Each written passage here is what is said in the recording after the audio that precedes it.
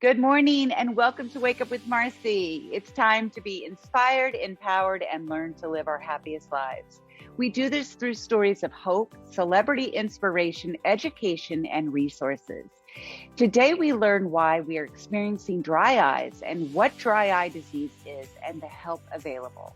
How one man's terminal diagnosis has made him the face of Duchenne, a rare form of muscular dystrophy, and how he is helping others.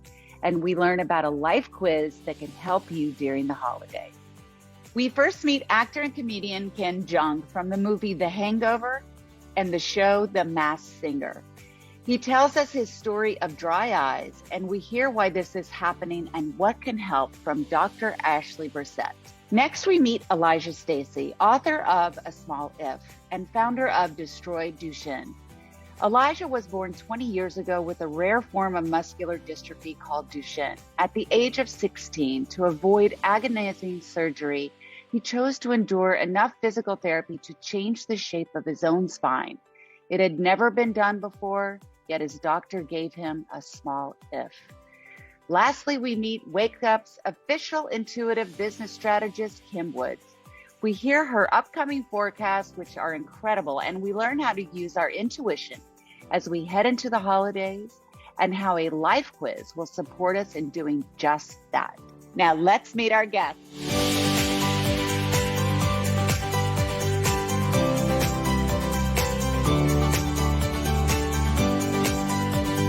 We all know our next guest for playing some of the funniest characters on television and film, but comedian and actor Ken Jeung does have a serious side when it comes to his health.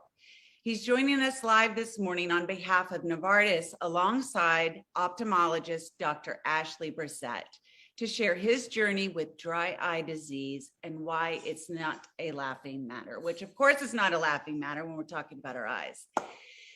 But I want to welcome both you, Ken, and Dr. Brissette to the show. Thank you. Thank you.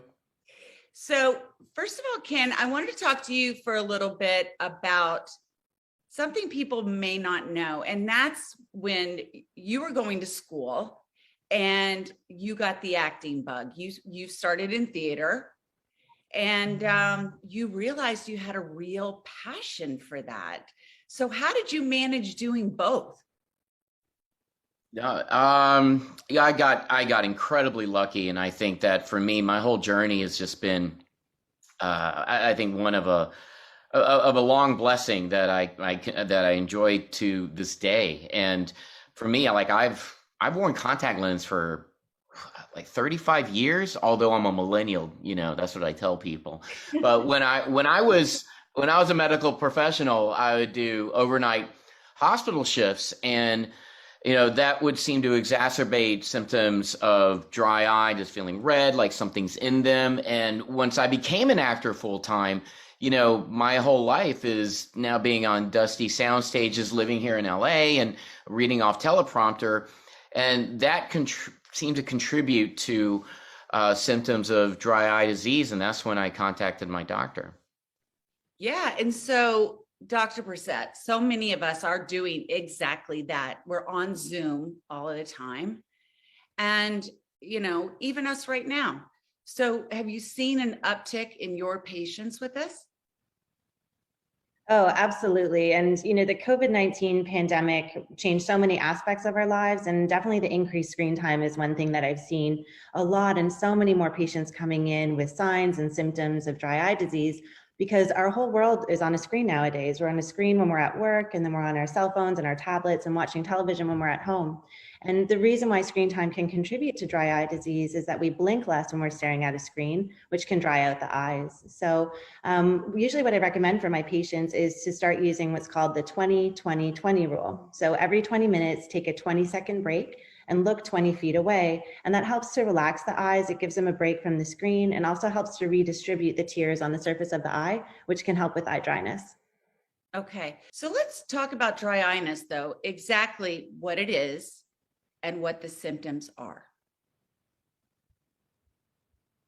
Well, for me, it was like I was feeling dry, red, irritated, like something was in them. And that's why I partnered up with Novartis to encourage people to get annual eye exams and also to see if they have symptoms of dry eye disease. And once I saw my ophthalmologist, I was diagnosed with having inflammation. And so I was prescribed Xiidra, a prescription eye drop that alleviated my symptoms. Yeah, and exactly as Ken said, inflammation can be an underlying cause of dry eye disease, which is why it's so important to treat that root cause, to really kind of treat the signs and the symptoms, which is what Xiidra is indicated for. It can treat signs and symptoms of dry eye disease. So it's so important to see your doctor to see if a prescription medication might be right for you if you're experiencing symptoms.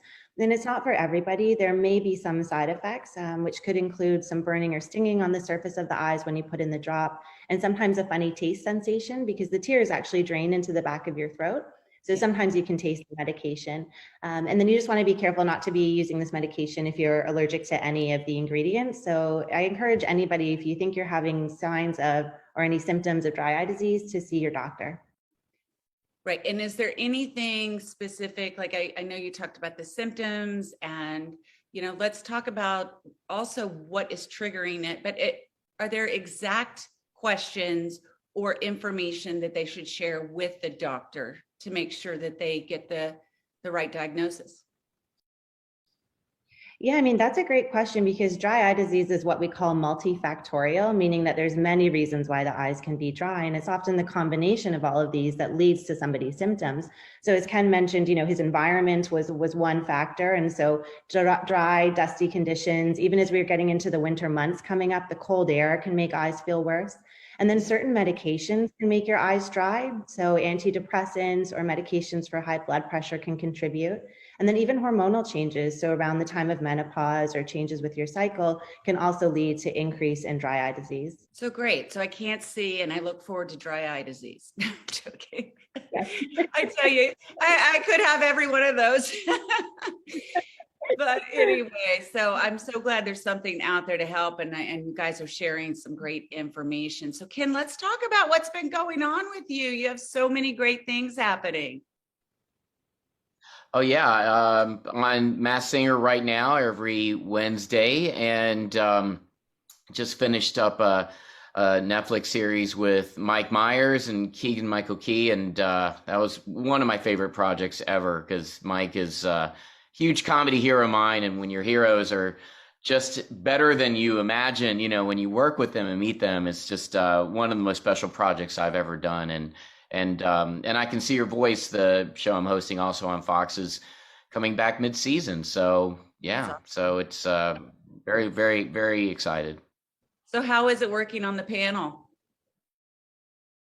Oh, it's great. I mean, I'm the smartest judge on the show, as you know, and I'm just, everyone's intimidated by my brilliance and the fact that, I doubled down, tripled down that the flower was Bjork, but I started off this season right because I guessed that the octopus was Dwight Howard, and I was right. And now I'm rubbing it in everybody's faces and annoying the public. I think it's fascinating that these stars are in these costumes and how they're getting around and moving so well in them, and that you guys clues and figuring it out. I mean, it's really, really a fun show. Yeah, it really is just like game night for the whole country, it's just like game night, and you're just having fun, having a laugh, and and I'm I think that shows on the screen that all of us are having fun at the same time, and that's what it's all about. It's a nice escape from reality and just having a good time right now. Yeah, it's what we need, that is for sure. So let's hear how we can find out more information. Oh yeah, for more information, go to Xiidra.com. Xiidra.com. Well, guys, thank you so much for coming on the show and sharing such valuable information. And Ken, just keep it up. Keep us laughing out there. We need you. Thank you so much. Really appreciate it. Thank you. All right, guys. Bye-bye. Next up, we meet Elijah Stacy, author of A Small If. He has an incredible story. You are not going to want to miss this one.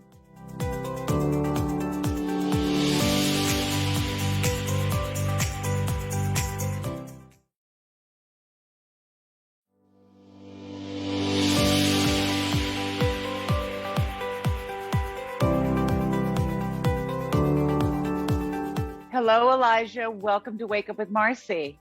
Hi, it's great to be here. Well, it's wonderful to have you on, and I'm so grateful you are going to share your story with us. You have a rare disease called Duchenne. Now, can you explain to us exactly what that is?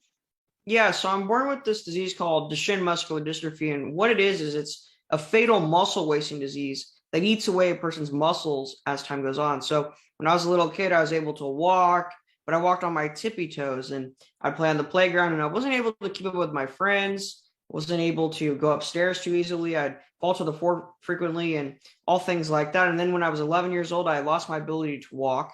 I got, too weak to bear any weight. So I was completely dependent on a power wheelchair. And then later in my teenage years, I lost mobility in my arms, which is, a huge setback. And then the worst part about this disease is, as I said, it's fatal. Most patients pass away by the time they're 25. So it's a very serious disease, but I believe that we're going to cure this disease, and I believe that we're going to do something about it. I know you have a fight, and we're going to talk about that with your charity. So tell us what were the signs that something was wrong? Yeah, some of the major signs that something was wrong was I was not able to put my heels down. My mom went to measure my height against the wall to try and get me out of a booster seat, and I couldn't put my heels down. I was walking on my tippy toes. And so that was one of the first major signs that there's something wrong, but, not able to keep up with my peers, just falling to the floor frequently, getting off the floor was a challenge, not going upstairs. That's what was really noticeable. So I know you were not able to walk like you just shared. How did that make you feel? And how did it make your family feel? I mean, you're talking about your mom. How were your parents impacted? Yeah, when I was 11 years old, that's when I officially lost my ability to walk. And I was determined to never not lose my ability to walk. I wanted to know I'm going to overcome it. I'm never going to use the wheelchair. I remember when we had the wheelchair delivered to our house, and I'd look at it every day and walk past it and say, I'm never going to use that thing. But, eventually you just got too weak to where I had to use the wheelchair. And, the way we took it is real positively, honestly. It's like, let's just focus on what I can do. Let's focus on the good things about life. Let's not worry about, not being able to walk. I had to develop what I call an adapter's mindset and adapt to everything I do, like putting on my clothes, to brushing my teeth, to getting out of my bed and climbing into my wheelchair, to using the bathroom and everything like that. Even going in the car, right? We had to change our car so that I can get in and out of it easily. So things like that needed to happen, but we did it, and we're resilient, and we're just going to keep moving forward no matter what is thrown at us. You're incredible, Elijah. An incredible mindset. So let's talk about your book, A Small If. And who is this book for? Yeah, so A Small If is my memoir, and it has 13 life lessons in it that I think are going to really help people overcome their adversity, or the adversity that they're going to face in their life, because I believe that suffering is inevitable. And this book, really, when I was writing it, the person I had in mind, the people I had in mind is, the girl that has low self-esteem issues that wants to, better herself or become more confident. The guy that's getting made fun of or feels like an outcast, that feels like he's different than everybody else. It's for them. It's for the person that's suffering, that wants to become mentally stronger and tougher and more resilient. It's for these people, because I'm that person. I was that person, right? And I had to develop those things and overcome those. So that's who the book's for. And I really think that it can just impact so many different types of people from all different types of life. I love it, Elijah. So let's talk about some of those life lessons. Can you share a few with us? Sure. The life lesson that I'd love to point to is the economy of control. This lesson says that you should focus on what you can control and disregard what you cannot control. But the key to this lesson is that a majority of things are not in your control. Sure, you may be able to influence it, but influencing it is different than being able to control it. For example, let's say that I really want someone to like me, so I could be nice to them, take an interest in them, be polite. But at the end of the day, that's just influencing them, because at the end of the day, they may not like anybody, and I can't control that. So they may not like me either. And so I don't worry about it. But that's one of the major life lessons that I would point to. Another life lesson I think is super, super important is called the self-image. How do you see yourself? Right? Because how you see yourself is going to relate to how you act, and how you act is how other people are going to see you. And so that's a super, super big lesson, to ask yourself how you see yourself. And then if you want to see yourself a different way, work on seeing yourself in that way that you desire. You are truly inspirational, Elijah. So It's just incredible what you're sharing. And I think we all can use some inspiration. So tell us how it was for you writing this book. It was honestly really nice. Sure, there are moments where it gets hard and challenging, but it was really nice to just put all my life and all my thoughts into a collection, right? To kind of go through all those memories again and to really get all the details out. I'd call some people to interview them that were in my life and ask them, hey, what was I like when I was a kid? And can you help me, rediscover these stories that I went through? And so it was really, really nice to go through that whole process again and relive those moments, and to finally have the book all done. I just feel like this book is going to really impact people. And that was the most fulfilling thing ever, to know that this book is not just a book, but a tool that people can use to better their lives and to overcome their suffering. And so I was just really happy when it was all said and done. And you met with Jeff Bezos. Why was that so important to you? Yeah, so I met with Jeff Bezos, and Jeff Bezos is someone that I really look up to in the business world. I think he's an amazing entrepreneur, a brilliant mind. And so I wanted to meet him, and I was fortunate enough to have the opportunity to sit down with him and ask him questions about Amazon and ask him questions about Blue Origin and all the things that he's doing. And just having that discussion, sharing a moment in time with someone that I look up to was just incredible. And so I'm incredibly lucky to meet him. And, he was just such a nice guy, such a brilliant guy. And it's just such a fruitful conversation. Amazing. So let's talk about your charity now. Destroy Duchenne. Tell us about that, how you started that, and where are you at with that? Yeah, so when I was 15 years old, I founded a nonprofit organization called Destroy Duchenne. And Destroy Duchenne aims at completing the cure for the disease I suffer from, Duchenne muscular dystrophy. And we want to do that by advancing gene editing and gene therapy and get it into human practice. So we're constantly trying to raise awareness to this disease that not a lot of people know about, but I'm hoping to change that. I'm hoping to make this disease a mainstream known disease that people care about. And I believe when people start to care about this disease, money's going to come pouring in, and we're going to be able to use that to help usher in the golden age of medicine. Yeah, absolutely, Elijah. And your brothers had the same disease, right? That's correct. So my little brother, Max, he had the same disease. He unfortunately passed away when he was 14. He's had other health complications as well, but he passed away from Duchenne muscular dystrophy. And just seeing the pain that I caused his parents, right, makes me so determined to cure this disease, because I don't want other parents to have to go through what my parents went through. And then my little brother, Kai, he also has the same disease. He's in 8th grade now. He's in a wheelchair, and he's 14 years old, and he has the same disease as well. And he's just a fun guy to be around, someone that loves to do art and just have a good time. Well, Elijah, you are a remarkable man, and I so appreciate you coming on Wake Up and sharing your story and how you are making a difference from what you have been dealt. And we could all learn a lot from how you are dealing with this and your mindset. So thank you for coming on, and thank you for helping others out there with your book, A Small If. So thank you. Thank you so much for having me. It's really been great being able to talk to you today. Thank you so much. All right. Bye-bye. Good luck with everything. Next up, we meet Intuitive Business Strategist Kim Woods. She shares with us about a life quiz and helps us get through the holidays.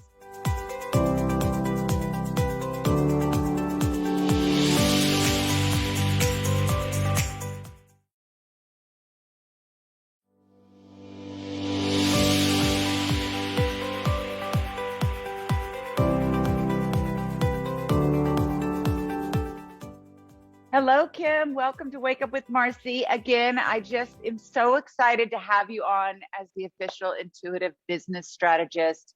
You've given such incredible information and our forecast, and now we get to talk about this incredible Know Your Life quiz. So welcome back. Thanks. It's great to be here. I love being here and telling all your viewers all the things. Yeah. So we're going to talk about our intuition heading into the holidays and what we need. And we learned this through the quiz that you offer. Is that correct? Absolutely. The quiz offers you a way to look at yourself through a lens that gives you insight into how you read energy, because that may sound a little woo, but the holiday dinners, the holiday times are filled with power plays, agendas. You have the uncomfortable silences. You might have those little backhanded snipes. You might have those uncomfortable conversations with people where you just don't feel like yourself. You feel drained, whether they're boasting or whether they're filterless or what have you. And so this quiz gives you all the things you need to get prepared, to get into the right mindset, and to set healthy boundaries. I love it. So tell us more about the quiz. So the quiz, what do we do? Yeah. So basically what you do is you answer a handful of questions, and it's about you. It's about what's important to you, about your priorities, about how you handle different scenarios in your life. It's about your superpowers, and it's about, tips for developing your intuition, because their energy is everywhere, and there's a vibe to that. Intuition is the ability to read the vibe. You want to know to read the vibe. Again, because you've got that boastful cousin maybe, or you've got the, for you get the people flock to you and they never ask you how you are. Well, the quiz gives you ways to deal with that. It is interesting, Kim, and I'd love for the viewers out there to think about this. When they're in a room, each person that walks into that room shifts the energy of that room. Absolutely. And just to maybe just notice that. Because if you give yourself that time or that space to notice it, you're like, oh yeah, Aunt Betty's in the room now. Right. And the quiz gives you what may be your, and I call it the kryptonite, what may be your triggers, what may be the things that, like for you, people come up to you and they just ask you they just tell you things, never asking you how you are.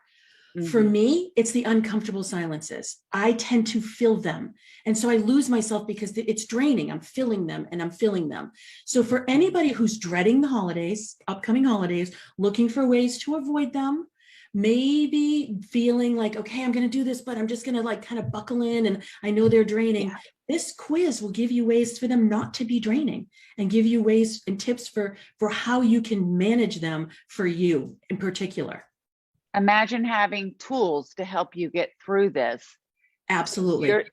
So you're not drained or getting yourself into maybe an argument or something uncomfortable and you walk away and you're very unhappy with the situation. Absolutely.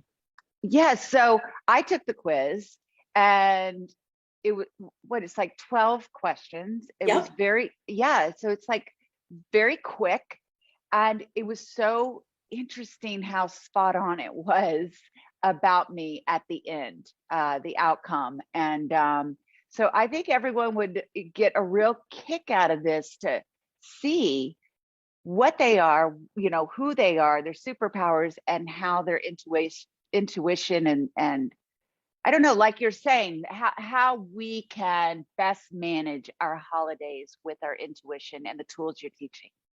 Absolutely, because people are different. And so what might trigger you? Like, I don't mind the boastful cousin, but that might be something that would be really hard for somebody to deal with in the audience, right? So if you take the quiz, you'll know that. You'll know what your kryptonite is. You'll know how to get prepared. You'll know how to be in the right frame of mind, and you'll know how to set healthy boundaries. So you can actually enjoy the holiday season and not come away completely drained. So Kim, tell us where we can find the quiz. And also, if someone out there, maybe they take the quiz and they want to work with you or talk with you more, how can they do that? Absolutely. So the quiz URL is knowyourlifequiz.com. We have a QR code that you can scan and that I know we're going to show here. And then you can find me on Kim Wood's channel on Insta and Facebook, or kimwoods.com on a website. We've got a free group that we help you deal with all your power plays and all of your intuition types and tips. And we have this quiz, and this quiz is complimentary, but it's a wealth of knowledge and can really help you this holiday season.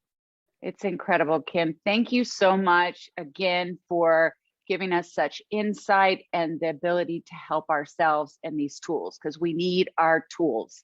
So thank you again, Kim. And as always, just loved having you on the show. Thanks so much, Marci. All right. Bye-bye, Kim. Bye-bye.